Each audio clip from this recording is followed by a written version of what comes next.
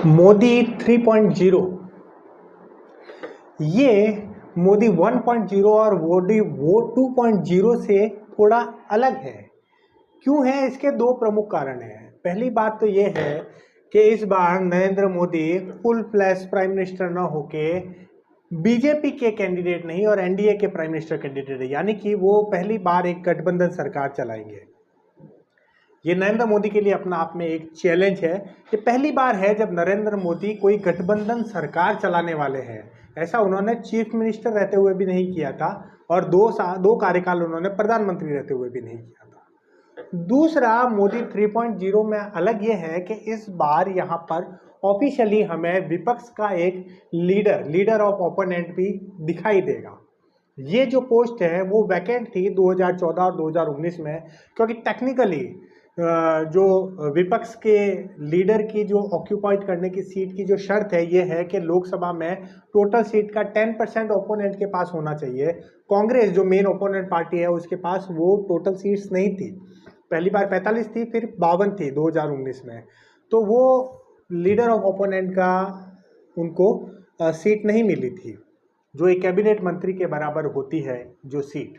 और इसके क्या होते हैं शक्तियाँ और क्या उसका इम्पैक्ट होता है, ये सारी बातें हमने पिछले वीडियो में बताई थी आपको, जब हमने Rahul Gandhi as a opponent of leader के बारे में हमने एक एनालिटिक वीडियो बनाया था। उस वीडियो को भी अगर नहीं देखा है तो वापस ज़रूर देखिएगा आप, डिस्क्रिप्शन में आपको इसका लिंक मिल जाएगा।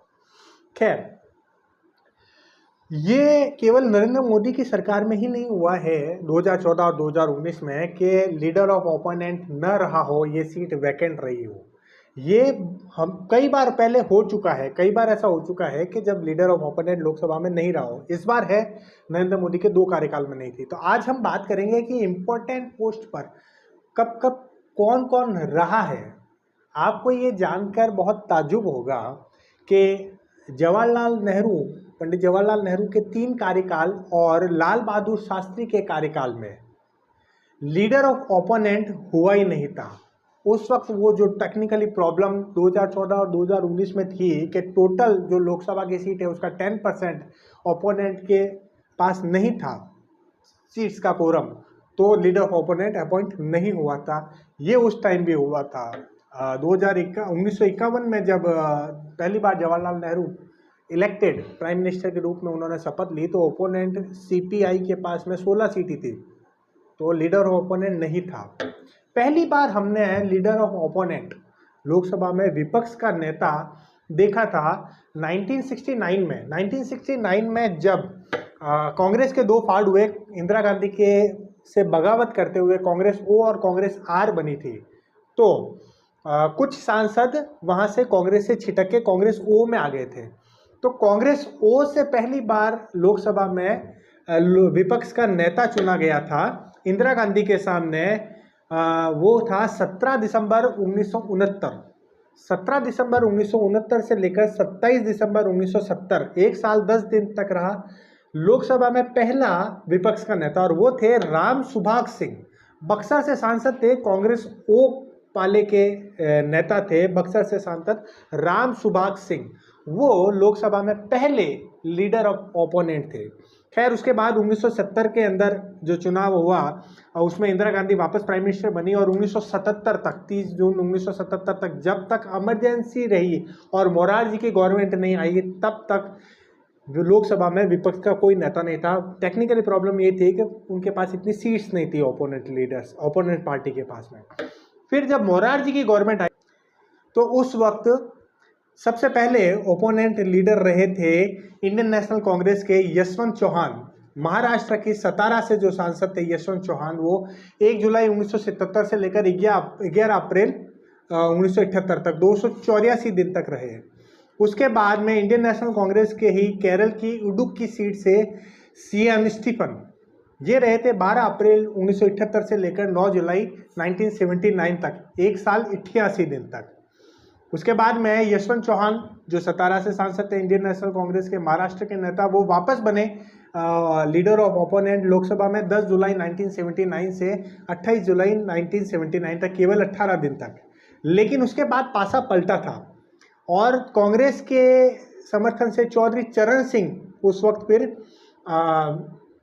प्रधानमंत्री बने थे।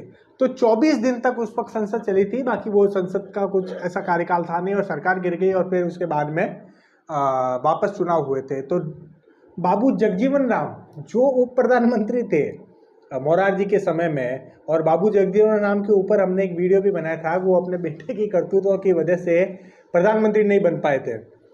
तो बाबू जगजीवन राम बहुत बड़े दलित नेता थे, वो जनता पार्टी से थे और वो बिहार की सासाराम सीट से सांसद थे। वो 24 दिन के लिए लोकसभा में विपक्ष के नेता बने थे। वो 24 जुलाई 1979 से 22 अगस्त 1979 तक रहे।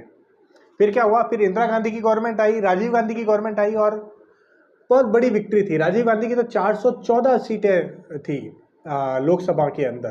तो उस वक्त लोकसभा का कोई नेता, विपक्ष का नेता नहीं था।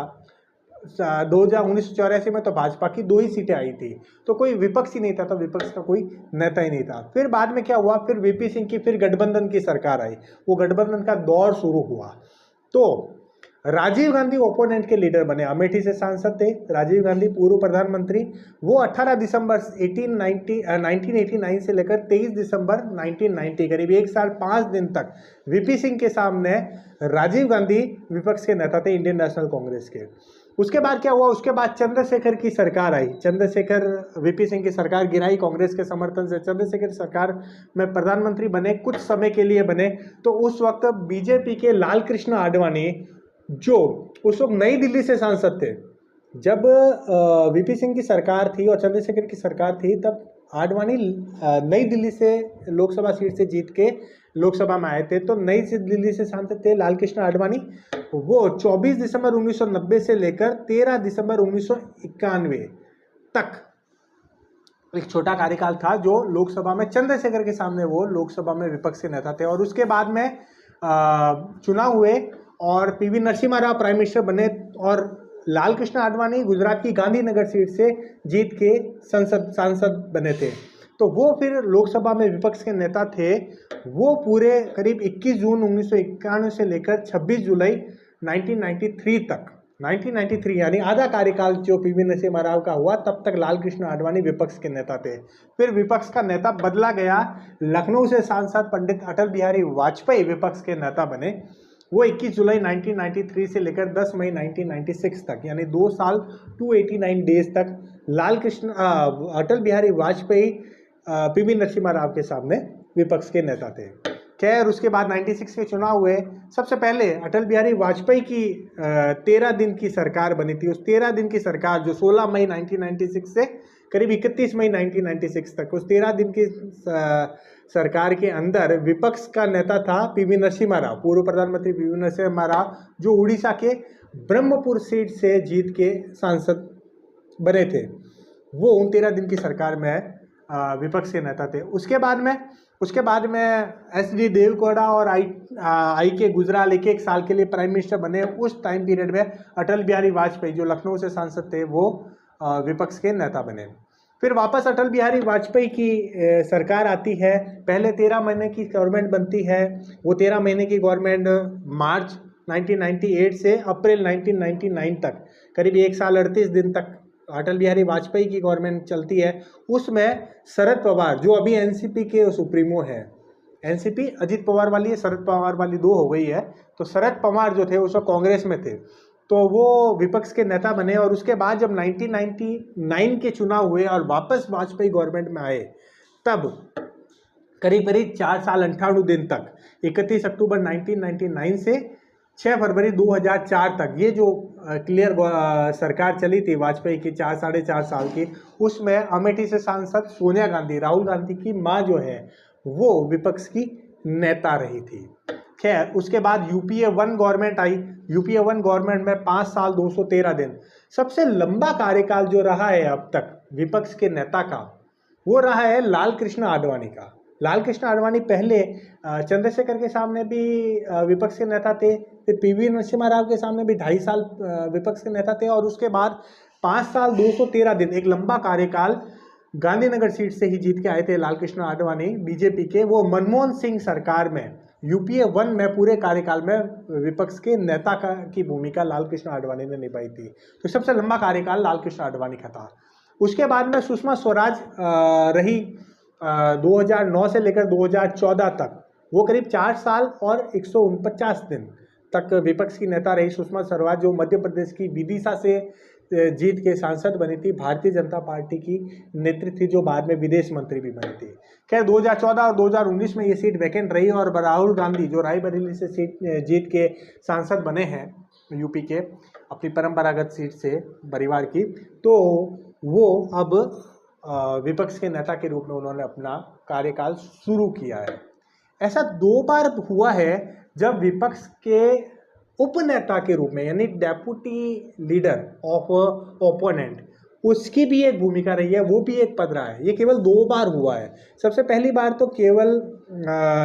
बार सुषमा स्वराज रही थी जब लाल कृष्ण आडवाणी थे विपक्ष के नेता। उस वक्त लास्ट फेज में, लाल कृष्ण आडवाणी के लास्ट फेज में 21 दिन के लिए 3 जून 2009 से लेकर 21 दिसंबर 2009, यानी करीब 6 महीने के लिए सुषमा स्वराज जो है वो लोकसभा की उपनेता थी विपक्ष की। और उसके बाद जब सुषमा स्वराज खुद लोकसभा की विपक्ष की नेता थी 4-4.25 साल तक, तब भीड़ से मैं आपको बता दूं, गोपीनाथ मुंडे, महाराष्ट्र के बहुत बड़े कद्दावर नेता थे बीजेपी के, गोपीनाथ मुंडे, उस वक्त वो सुषमा स्वराज के साथ लोकसभा में विपक्ष के उपनेता के रूप में उन्होंने अपना कार्यकाल चलाया था। तो ये 2 बार हुआ था जब लोकसभा में लीडर ऑफ ओपोनेंट भी था और उपनेता, डेप्यूटी लीडर ऑफ ओपोनेंट भी रहा है। गोपीनाथ मुंडे ने सबसे लंबा उसका कार्यकाल चलाया है। खैर अभी इस बार कोई उपनेता नहीं है, विपक्ष में के नेता के रूप में राहुल गांधी अपने कार्यकाल को शुरू कर चुके हैं और देखना बड़ा दिलचस्प रहेगा। एक तरफ नरेंद्र मोदी जो सरकार के प्रमुख के रूप में होंगे और दूसरी तरफ राहुल गांधी जो अब उन्होंने अपनी एक छवि अलग से बनाई है, छवि तोड़ते हुए एक एग्रेसिव नेता के रूप में उन्होंने अपना काम शुरू किया है, तो वो होंगे लीडर ऑफ ओपोनेंट। इस बार 5 साल लोकसभा की प्रोसीडिंग देखना बड़ा दिलचस्प रहेगा। खैर ऐसे ही दिलचस्प पॉलिटिकल वीडियो के साथ हम आपसे फिर मिलेंगे, तब तक लॉजिशियन आंसू के साथ बने रहिए। जय हिंद, जय भारत।